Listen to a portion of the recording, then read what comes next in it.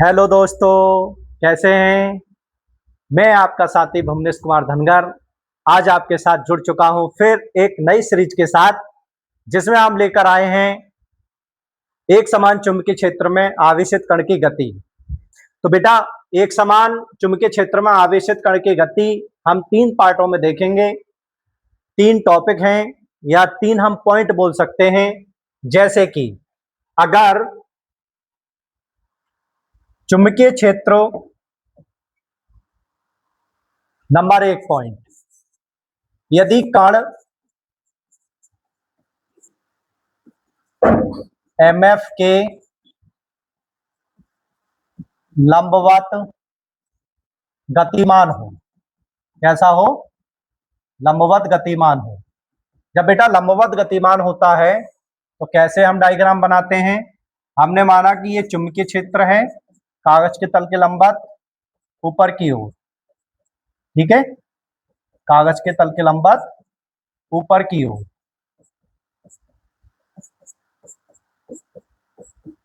एक इसमें हम सर्किल ड्रॉ कर लेते हैं। कोई एक चार्ज पार्टिकल, इसका सेंटर पॉइंट O है, और यहां पर हमने माना कि कोई पार्टिकल मूव कर रहा है B चार्ज से। जैसे ही फिर पार्टिकल यहां आ गया हमारा,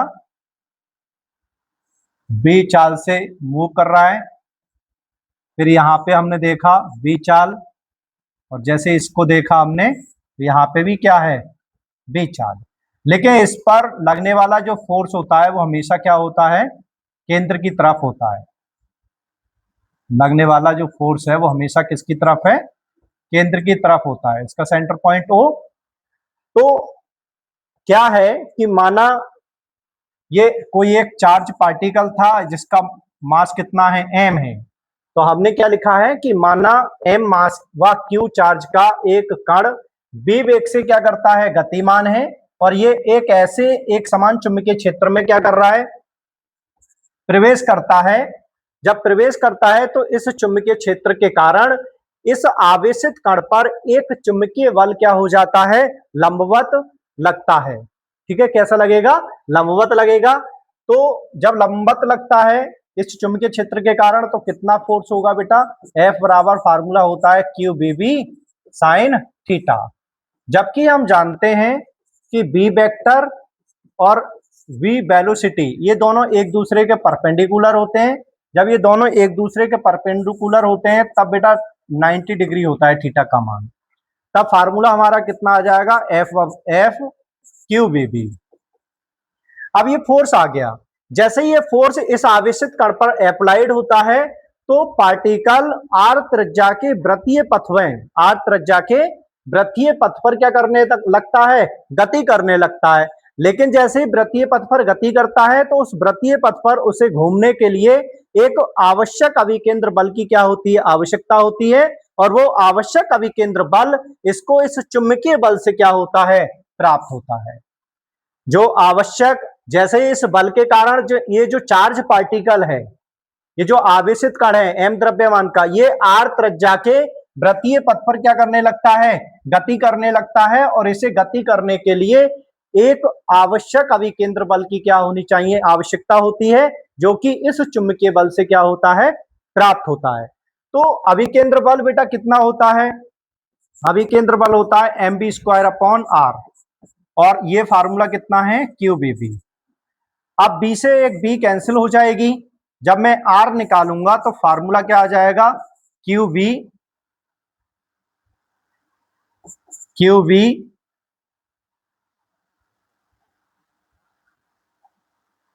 जैसे बेटा एक B से B कैंसिल हो जाएगी तो यहां पे बचा कितना, MB, और ये QV इसके कहां ले जाएंगे, डिवाइड में ले जाएंगे। तो ये बन गया R का फार्मूला।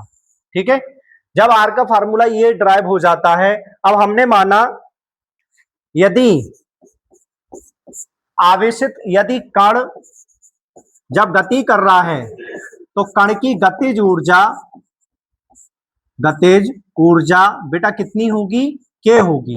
जब कण की गतिज ऊर्जा K होती है तब तब इसका जो फार्मूला बनेगा वो कितना हो जाएगा, गतिज ऊर्जा का फार्मूला होता है 1/2 mv²।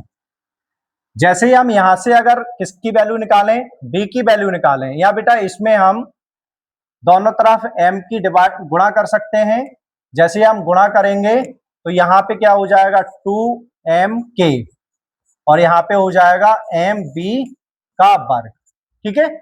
और ये स्क्वायर में इस पे लगा सकता हूं तो mb बराबर रूट 2mk। तो बेटा कितना आ जाएगा, फार्मूला हमारा वहां पे क्या था mb, तो ये बन जाएगा 2km अपॉन क्यूबी, ये फार्मूला बन गया। यदि उस चार्ज पार्टिकल को, यदि कण को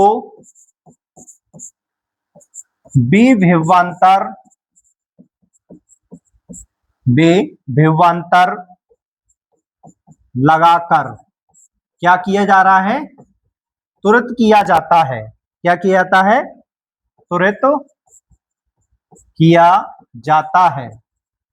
जब बेटा तुरंत किया जाता है तब जो फार्मूला होता है के बराबर क्यू बी होता है। के बराबर कितना होता है, क्यू बी होता है। जैसे मैं यहाँ पे आर का मान निकालूंगा तो यह बन जाएगा 2qv m अपॉन क्यूबी। ये फार्मूला ड्राइव हो गया। अगर हम इसको हम क्या करें, ये किस किस के पदों में आ गया, ये आ गया वोल्टेज के पदों में, मतलब विभवांतर के पदों में फार्मूला ड्राइव हो गया, ठीक है। या बेटा इसी को हम लिख सकते हैं आर बराबर रूट 2vm अपॉन, या क्यू आ जाएगा अपॉन कितना v, ये भी हम लिख सकते हैं इसे, ठीक है। अब जब कण क्या करता है, जब कण एक सर्किल पर घूम रहा है, जब कण एक सर्किल पर घूम रहा है तो उस सर्किल पर एक चक्कर पूरा करने में उसे जितना भी समय लगता है उसको हम बोलते हैं कण का परिक्रमण काल। क्या कहते हैं, कण का परिक्रमण काल। तो कण का परिक्रमण काल को हम टी से शो करते हैं। बेटा टाइम हो गया तो टाइम बराबर क्या होता है, दूरी बटे चाल होता है, और दूरी क्या है सर्किल की 2 पाई आर अपॉन चाल कितनी है v। तो फार्मूला क्या हो गया, t बराबर 2 पाई आर अपॉन v। और अगर हम यहां से r की वैल्यू पुट करें, जो r की वैल्यू हमने निकाली थी वो कितनी थी 2 पाई, और फार्मूला क्या था mv अपॉन v और qv। एक b से एक b कैंसिल हो जाएगा, तो बेटा फार्मूला बचा t बराबर 2 पाई m अपॉन qv। ये आ गया उस आवेशित कण के द्वारा उस सर्किल में एक चक्कर लगाने में लगा समय निकालने का क्या आ गया, परिक्रमण काल का सूत्र आ गया। इस बात को बेटा मैं यहां पर आपको लिख चुका हूं। ये हमने यहाँ पे बताया कि यदि एक आवेशित कण एक चुंबकीय क्षेत्र के लंबवत गतिमान होता है, तो क्या लिखा है, माना m द्रव्यमान व q चार्ज का एक कण v वेग से गतिमान है, ये एक ऐसे चुंबकीय क्षेत्र में प्रवेश करता है। इस चुंबकीय क्षेत्र के कारण आवेशित कण पर चुंबकीय बल F बराबर QVB sin थीटा। यदि v और v परपेंडिकुलर हैं तब फार्मूला QVB होगा। इस बल के कारण कण वृत्ताकार पथ पर गति करने लगता है। इस आवेशित कण का मास m है तथा वृत्ताकार पथ की त्रिज्या r है। आवेशित कण को वृत्ताकार पथ में गति करने के लिए एक आवश्यक अभिकेंद्र बल की आवश्यकता होती है, जो कि क्या होता है, जो कि लॉरेंज बल से प्राप्त होता है। तो QBB बराबर mb स्क्वायर अपॉन r बराबर mb अपॉन QB। यदि कण की गतिज ऊर्जा k हो तब k बराबर क्या होता है, रूट 2k अपॉन m। तो ये फार्मूला बेटा आ गया। और यहाँ पे हमने देखा है कि ये परिक्रमण काल मैंने इसमें आपको निकाल के दिखाया है। फिर नंबर 2 पार्ट क्या है, नंबर 2 पार्ट क्या बोला है कि यदि नहीं समझा दे रहा हूं, यदि कण चुंबकीय क्षेत्र के समांतर गतिमान हो, कैसा हो, यदि कण चुंबकीय क्षेत्र के कैसा है, पैरेलल गतिमान होता है, तो इस स्थिति में चुंबकीय क्षेत्र व तथा गति की दिशा के बीच थीटा का मान कितना होता है, 0 होता है। जब थीटा का मान 0 होता है तो साइन 0 का भी मान 0 होता है। जबकि हम जानते हैं लॉरेंज जो फोर्स होता है वो F बराबर QBB साइन थीटा होता है। अब F बराबर QBB साइन थीटा, तो थीटा का मान 0 है और साइन 0 का मान 0 होता है, तो फोर्स का मान भी क्या हो गया, 0। तो हम कह सकते हैं क्या आता, आवेशित कण पर चुंबकीय बल नहीं लगेगा और वह कण एक समान चाल से कौन सी गति करेगा, सरल रेखा में गति करेगा। फिर तीसरा पॉइंट क्या बनाया गया है, तीसरा पॉइंट बताया है कि यदि कण चुंबकीय क्षेत्र की दिशा से किसी थीटा कोण पर क्या करता है, प्रवेश करता है। जब थीटा कोण पर बेटा प्रवेश करता है तब ये हमने यहाँ पर डायग्राम दिखाया है, देखो कैसे प्रवेश करता है। जैसे हमने माना ये कोई चार्ज पार्टिकल यहां से थीटा कोण पर मूव किया और ये इस तरह से क्या करता है, मोशन करता है, ठीक है। तो बी वेलोसिटी से जा रहा है, तब यह इसके दो घटक होंगे, एक तो बाई डायरेक्शन में क्या होता है, बी साइन थीटा होता है, एक्स डायरेक्शन में हमेशा क्या होगा, बी कॉस थीटा होता है, ठीक है। लेकिन जब बी के दो घटक टूट जाते हैं तो यहाँ पर ये चुंबकीय क्षेत्र वी वेक्टर है। जब चुंबकीय क्षेत्र में थीटा कोण पर प्रवेश कर रहा है तब ये इसका जो वेग होता है वो दो घटकों में टूट जाता है। इस वाले घटक को हम बी कॉस साइन थीटा को हम क्या कहते हैं, ऊर्ध्वाधर घटक। कौन सा घटक, ऊर्ध्वाधर घटक। और बेटा इसको हम बोलते हैं क्षैतिज घटक। कौन सा घटक, क्षैतिज घटक। जबकि ये ऊर्ध्वाधर घटक जो होता है वो चुंबकीय क्षेत्र के लंबवत होता है और ये क्षैतिज घटक चुंबकीय क्षेत्र के अनुदिश होता है या चुंबकीय क्षेत्र के समांतर गतिमान होता है। तो यही हमने लिखा है कि बी साइन थीटा चुंबकीय क्षेत्र की दिशा के लंबवत है, इसके कारण कण पर बी साइन थीटा घटक के परिपथ पर क्या करेगा, गति करेगा। तो इसकी जो त्रिज्या आएगी बेटा बी साइन थीटा के कारण क्या होता है, वो कण एक सर्किल पर मूव करता है और जब सर्किल पर मूव करता है तो उसका जो रेडियस आता है वो कितना आएगा, QBB sine theta upon m आएगा।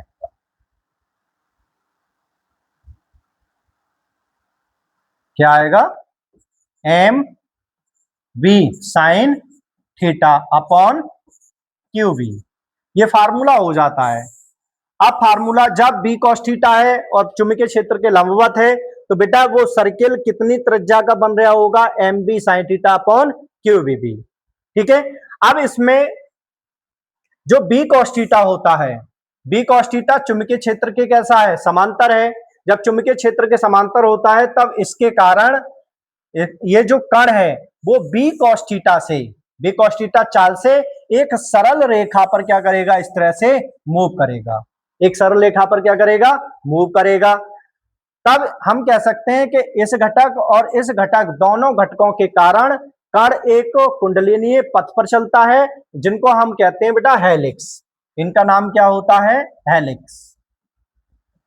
क्या नाम है इनका, हेलिक्स। और ये कुंडलनी है या इनको हम कह सकते हैं हेलिक्स। ये बी कॉस थीटा और बी साइन थीटा दोनों के कारण क्या करते हैं, गति करते हैं।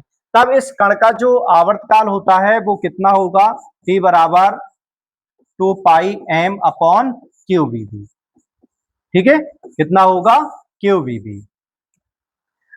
अब इस पथ को जैसे हम इस हेलिक्स के पथ पर जब कण एक चक्कर में जितना क्या होता है, आगे बढ़ता है, जैसे यहाँ पे कण आया ऐसे करके ये चक्कर क्या हो रहा है, एक चक्कर में पार्टिकल आगे बढ़ रहा है। जब एक चक्कर में जितना आगे बढ़ता है उसी दूरी को पिच कहते हैं। उसी दूरी को क्या कहते हैं, यहां से यहां तक की जो दूरी है बेटा इसे हम पिच कहते हैं। क्या कहेंगे, इसे पिच कहते हैं। और पिच बराबर जो फार्मूला बनेगा तो हम इसे कैसे निकालेंगे, तो हमने निकाला है P बराबर B cos थीटा और गुणा कितना, T। दूरी बराबर क्या होता है, चाल गुणा समय, और यहां पर हम T की वैल्यू लगाएंगे तो B cos थीटा और गुणा 2 पाई m अपॉन QBB। फिर इसका अगर हम वैल्यू निकालें QBB की तो यही फार्मूला बन जाता है बेटा 2 पाई r और tan थीटा। ठीक है, यहां तक ये बात मैं समझता हूं कि क्लियर हुई होगी। अगर जो चीज ना समझ में आए तो आप कमेंट करके बता सकते हैं। आगे को इसी श्रृंखला को हम आगे बढ़ा रहे हैं। इसी तरह से आपको ये क्लास 12th की फिजिक्स में पूरा टॉपिक आपको मिलता रहेगा। जय हिंद, जय भारत।